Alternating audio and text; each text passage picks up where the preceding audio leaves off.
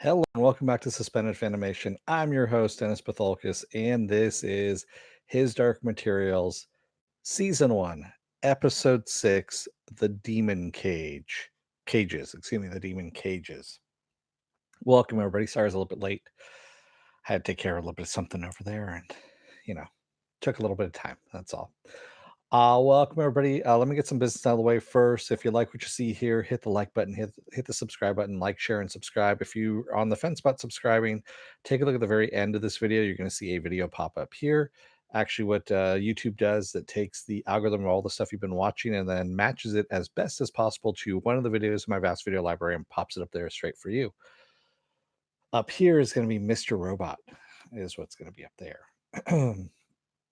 So, I also have, if you want to know when I'll be on live again next, you can hit the bell as well. The bell's a 50-50 chance of YouTube notifying you when I'm on. Best way of doing it is taking a look at my schedule. My schedule is up on my page, suspendedfanimation.com. It's also up on my Facebook page.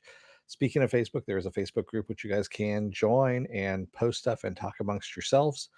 Also, I have a Twitter, I have an Instagram, and I have a Patreon page, but I don't have any tiers set up as of yet. So, but I will at the end of this year, beginning of next year. There we go. That's all of it right there.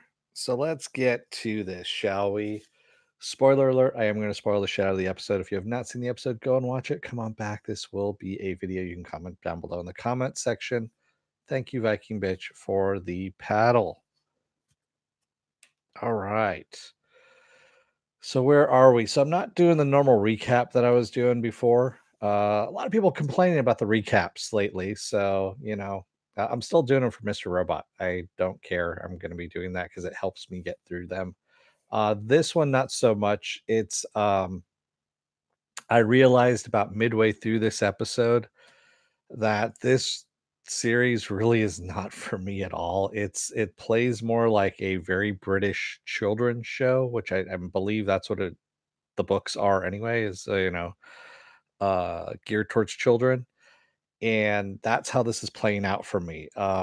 Especially when Roger and Lyra, they're facing a life-threatening situation. They're like, oh, looks like they're gonna try and throw us in the meat grinder. How about we have a cup of tea and go and take care of it? And that's kind of how I'm feeling about a lot of this. Yeah, I'm fairly sure this show is on the bubble, Joker. It's actually got worse ratings than Watchmen, but not by much. So just so you know, they have under 500,000 viewers per week. Is what's going on here in the States. I don't know about in Great Britain, over in the UK, if this is getting more views or not. It seems like it's playing more towards a British viewership than it is an American viewership. I don't know. And yeah, it just feels very, like I said, it feels very British. Not that there's anything wrong with that. Uh, it just doesn't work for me. Yeah. I agree with you, Joe. I like some British stuff too. It's, yeah. I don't know if it's going to get 2 seasons. Oh my God, Movie Fanobi came back. Yeah. Oh man. Yeah. He heard me say he was a quitter and he came back. That's the whole thing. So yeah, I mean, with Lyra in the station, or Bolvanger, as it's called, the she breaks out like way too easily. I mean, she's kind of like, all right, I'm here. Let me organize these kids to break us out. And by the way, if anybody gets in our way, let's just fucking kill them, is what she kind of does. And you know, it just didn't seem like there was any kind of life or death consequences really at that point.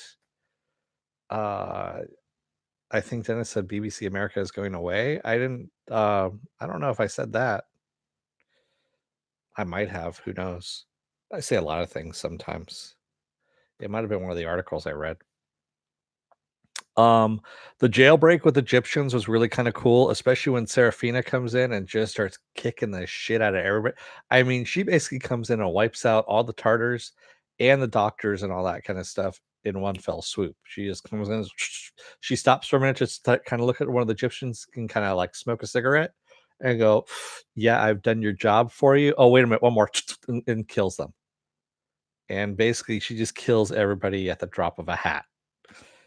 And also Yorick, of course, saving Lyra, and Lyra kind of going, "What the fuck, man? What took you so long?" Everyone just giving Yorick shit, you know? They really are. Everyone just gives him shit. I want him to turn around and, like, bite somebody's head off once they give him some shit. He goes, "Do you like that, motherfucker?" I really want that to happen at some point. We also find out that Serafina and Lee Scoresby know each other. Yeah, they actually know each other, and, he's part of the prophecy, I guess, of keeping Lyra safe, is what this is. Dark Materials is not the good British stuff. Yeah, it's really not, Cordell. I agree with you. It's very there's something muddled about it. I don't know what it is. I can't quite put my finger on it, but it's got some good production value. It's got some good actors in it. Uh I don't know if it's the story. I don't know if they watered down the script or what happened. But, this whole thing about, separating, children from their daemons so that, they can break the tyranny of sin thing, I don't know where that is either. I think for me, it's not knowing where this is going, why we're on this trip, what the hell's so important about all this? And they haven't really kind of brought that up, and we're in episode 6 now, and I'm like, I'm kind of at this point where I'm not really starting to care. I know they're going to war, but war about what? Because we're not really getting a what, a why. Just, we're getting waypoints on a video game mission is what it feels like. And we're not told what the overall story is at the moment.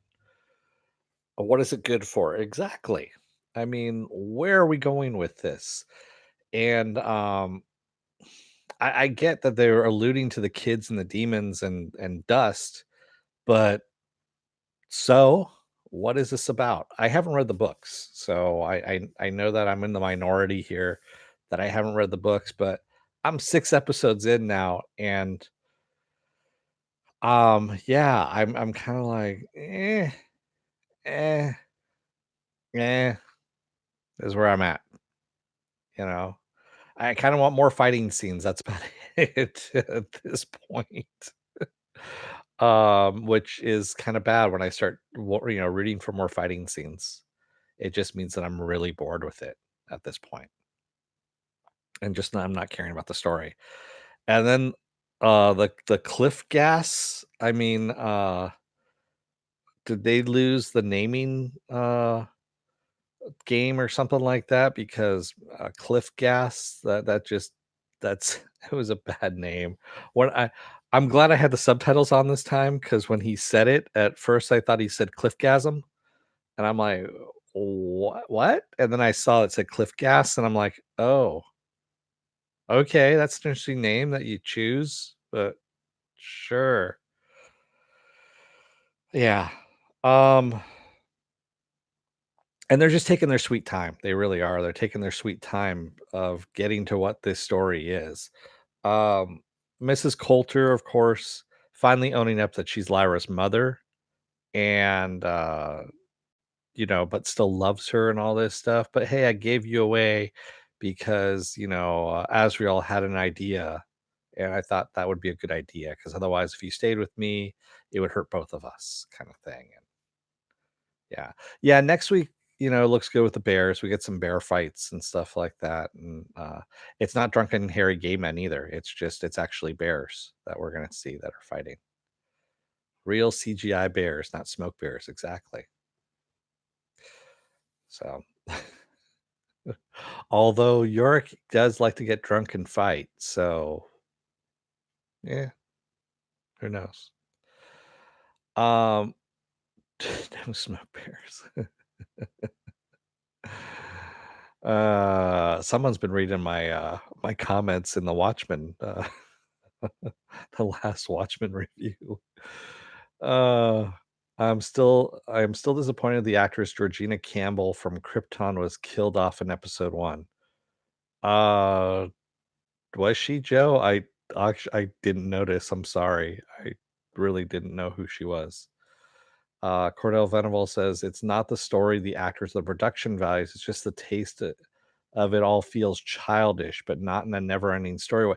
Yeah, I guess that's what it is. It feels very, and then, and then, and then, that's what it feels like. It feels like it's a story told by a child, I guess you could say, where, it's like, "And then this happened, and then this happened, and then we did this, and then we did that, and then we fought bears, and then we," and that's what it feels like. It feels rushed, but also not rushed at the same time. It's a very weird dynamic on this show. It really is. And I don't even know how you could have cleaned it up, to tell you the truth. I mean, I know Viking Bitch is saying that this is, following the book somewhat. There's some changes to it, but not a lot. And I'm like, okay, well, if they're not really changing too much from the book, then uh maybe it's unfilmable. I don't know. I mean, they have tried twice with the movie, the Golden Compass movie, and I think both of them have failed. And now we have a TV show which is its third try, and it seems like this is failing as well. Maybe it's just the story itself doesn't translate well over into live action versus being in on a book, in book form, I guess you could say. Yeah. Oh, she was the reporter, her demon that was crushed. That's right. Okay. Thanks, Joe. I honestly didn't recognize her, to tell you the truth. So sorry. It was kind of like, a buddy of mine once said, what was we were watching the Steven Seagal movie. This is back in the day. It's the one with the Jamaican drug lords, and you couldn't understand what the Jamaican drug lords were saying. And we were in the theater at the time, and my buddy leans over to me and says, "What did he say?" And I said, "If he gets killed, it's not important." Yes, hard to kill. Thank you. And that's pretty much what I've come to expect now in TV. When you introduce a minor character and they don't they really are just there just to die for the most part. If they if whatever they say is not important, they're fairly unimportant. They're just there to kind of tell you how ruthless a character is or something like that. And then it's like, yeah, all right, whatever. Yeah. Hard to Kill, yes. God, that was such a bad movie. So yeah, I know we've got 2 more episodes of this to go. Uh, and I'll stick it out for the last 2 episodes. Yeah, we have definitely seen worse. I mean, there's been a lot worse. If I'm sticking out with Watchmen, I'll stick it out with this as well. But this is 2 bad HBO shows back to back right now. I don't know if animation even is the way to go with it, to tell you the truth, Cordell. I think it's the story. I think it's just the story trying to be translated. Uh, yeah, I don't know. Maybe it just needs to be a video game or something like that, and just leave it at that. You could follow the story along in the video game, I guess. Well, no, because then you need an overarching plot. They need to tell you what the hell the plot is to begin with before you can actually play the video game. Yeah. Word on the street, Steven Seagal and Kelly LeBrock's daughter is trying for the. Oh, wow. Neat. Why look for worse? Uh, because that's what I do here. Yeah. Yeah, speaking of guilty pleasures, I'm after this, I'm gonna go and pop in Crisis on Infinite Earths and see the first episode. I haven't watched that yet. See how that goes. But yeah, this is kind of a disappointment for me. I'm not really jiving with this.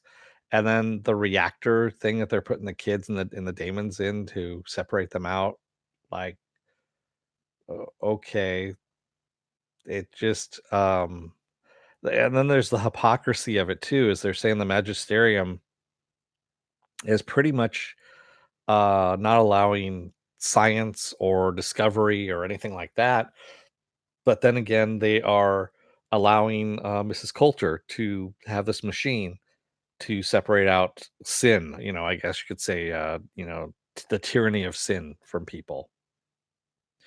And then also the whole thing with Mrs. Coulter telling Lyra that the one thing that just kind of weirded me out too is when she's telling Lyra that once you reach puberty, that's when adults end up getting the sin in them, the infection of dust. And she goes, "Wouldn't it be nice if it's just one little procedure you go in and that's it?" And basically, I'm like, so basically, what you're talking about is sterilizing people, is what you're talking about, and eugenics, if you will, is what they were doing in this show. Yeah, but yeah, that was one thing that just kind of weirded me out a bit when she's talking to Lyra about this, and you know, in bed, and yeah, hey, Mr. Roboto. Yeah, and sort of lobotomizing them as well. It just and I didn't yeah, I don't get where that's coming from either. It's not I need some explaining to me at this point as to what's going on, because obviously I'm a little too stupid to get what the hell's going on here. Yeah. And then the whole thing when John Faw and Ma Coster are talking about the children, bringing the children back, and what if their parents don't want them? I'm like, that's fucked up, man. Your kids have just gone through something traumatic, and then what you're gonna do is go, nope, go away. I don't need you. We can have more kids. Yeah, I admit to that, Pen. I don't get it. I don't get it. Uh, yeah. So, yeah, the guy who wrote this, I mean, as I'm, watching this and I'm thinking this is a book that happened, and the guy who wrote this is fairly fucked up, quite honestly. And this sounds like it's supposed to be a children's book, but you don't write this kind of shit for kids. So, yeah, it's still better than the movie, really. Ugh. Okay. Yeah, I never saw the movie, honestly. Even though Daniel Craig was in it, I was thinking about it, and then yeah. Yeah, I know Viking Bitches read the books.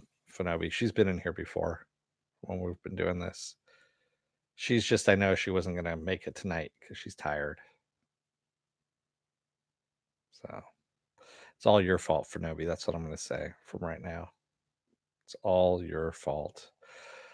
Speaking of your fault, now, if you like what you see here, hit the like button, hit the subscribe button. Um, what am I doing for the rest of this week? That's a good question. So, Tuesday, Wednesday, and Thursday, I'm off.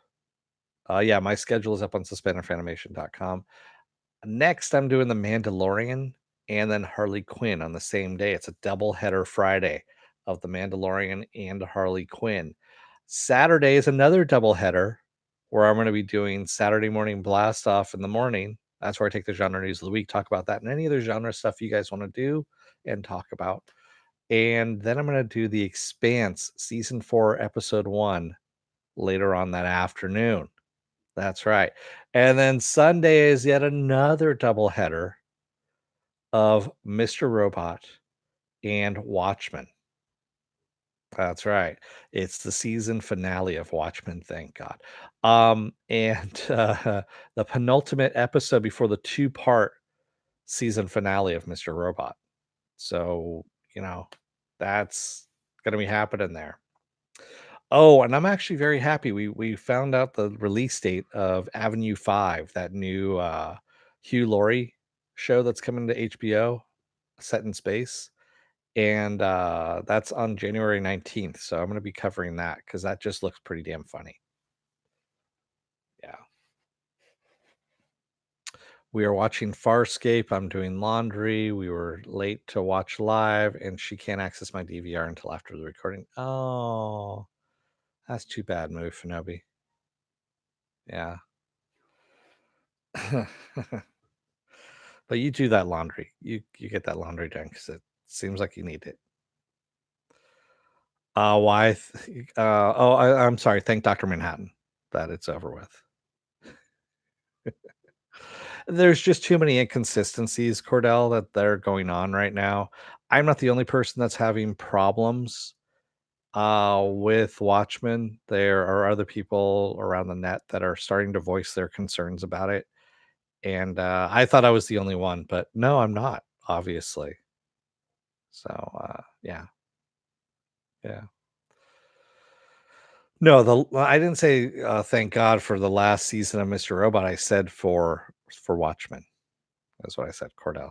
No, that Mr. Robot is ending is a tragedy. I mean, I would have liked to have seen another couple of seasons, to tell you the truth, if they could, but I also respect of where they're ending it because they're doing a good job of the ending. This might actually be, and I don't want to really jinx it, but I'm going to say it anyway. This might actually be a good ending to a series. To tell you the truth, I think they might actually do a really good ending to the series. Then again, he could fuck it all up in the last 5 minutes. Who knows? We'll find out. Yeah. Yes. Season 2 is bad. Season 2 is horrible. Season 1 is awesome. Season 2 is ugh. Season 3 is fucking awesome. And 4 is awesome as well. Yeah. Uh okay. Oh, you're talking about Farscape. That's what you're talking about. All right. So I think by the clock on the wall, yeah, that's what I'm calling it. Because it's being projected on my screen here, which looks like it's on the wall behind me, so it's clock on the wall. Yeah. Um, that I should probably get going here and leave you guys to it. So what do I rate this one? Uh, I'll say 6 out of 10 on this one. 6 out of 10. Yeah. Yes, 12 Monkeys actually has the best ending I have ever seen out of a series. Legion is close, but 12 Monkeys literally has the best ending of any series I've seen. Just the way they tied everything together, they tied up all the loose ends, and they actually had an ending. It wasn't one of these a wink and a nod that we might be back. No, they actually ended it. And I was like, wow, that's the way you do it. And that way you don't have to come back to it. And it's satisfying and it gives you closure. Yeah. And that's actually a good fucking ending to a series. And not only that, it's funny as all hell too. you know? uh I liked it even though it was happy. Yeah, it had a happy ending, that's true. And I'm not talking about like a massage parlor happy ending either. No, it's just a happy ending. Mufanoi knows what I'm talking about. So with that said, thank you everyone who joined me tonight in the chat. Thank you if you made it this far in the video. What do you think about Madeline Stowe was brought in for what? What was she brought in for? For drugs? Was she arrested? Uh Madeline Stowe, when she was she brought into 12 Monkeys? Oh, that's right. She did I kind of forgot about that, tell you the truth, that she had been brought in. I was okay with that. I completely forgot that she'd been brought in because it was done for such a little small amount, of episodes that it was fine. So the red house. Oh yeah, she totally got overshadowed by the regulars that were there, which was kind of funny, you know. Yeah, go and do your laundry for Nobi. That's what we were saying. Yeah. See, I like doing this because I know he's doing something else at the moment. He's not paying any attention to what the hell I'm saying, so I can say shit to him. It's almost kind of like I know when he's turning away from the screen and not listening, and then I can say something, and then he comes back and he doesn't know what the hell I'm talking about. Yes, I'm sorry to those of you who are watching this as a video. These are inside things at the moment.